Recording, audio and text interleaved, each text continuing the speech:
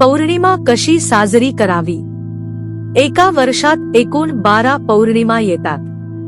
सर्व बौद्ध राष्ट्रात पौर्णिमेला अतिशय महत्त्व आहे. त्या राष्ट्रात तो सुट्टीचा दिवस असतो. भारतात देखील प्रत्येक पौर्णिमेला अतिशय आदराचे स्थान बौद्धांच्या जीवनात आहे. पौर्णिमा कशी साजरी करावी यासंबंधी काही मार्गदर्शक तत्त्वे प्रस्तुत करीत आहे. 1. पौर्णिमेच्या दिवशी मानवी शरीरावर सूर्य व चंद्र या दोन्हीच्या गुरुत्वाकर्षणाचा प्रभाव कार्यरत असतो.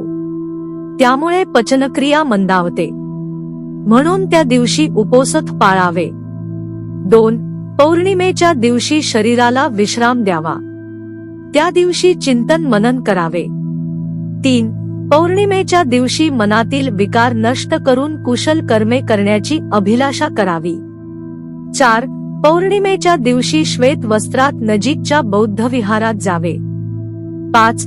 पौर्णिमेच्या दिवशी उपासकांनी विहारात निर्धारित वेळ एकत्र बसून त्रिशरण, पंचशील, वंदना, गाथा, सूक्त यांचे पठण करावे. 6. पौर्णिमेच्या दिवशी भगवान बुद्धाच्या प्रतिमेसमोर विहाराबाहेर त्या परिसरात मेणबत्त्या प्रज्वलित करून वातावरण प्रकाशाने उजळीत करावे. 7. पौर्णिमेच्या दिवशी विहारातील भिक्खूंनी किंवा उपासकांनी त्या महिन्याच्या पौर्णिमेचे महत्त्व विशद करावे. 8. पौर्णिमेच्या दिवशी सर्व उपासकांनी ध्यान भावना व मैत्री भावना सामूहिक रूपाने करावी. 9. पौर्णिमेच्या दिवशी सर्व उपासकांनी आदरणीय भिक्खूंना सर्वांमिळून दान करावे. 10. पौर्णिमेच्या दिवशी सर्व उपस्थितांना खीर दान करावी. 11.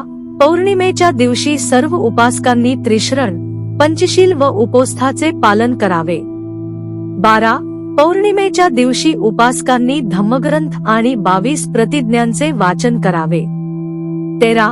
पौर्णिमेच्या दिवशी मांसाहार व मद्यप्राशन वर्ज्य करावे. 14.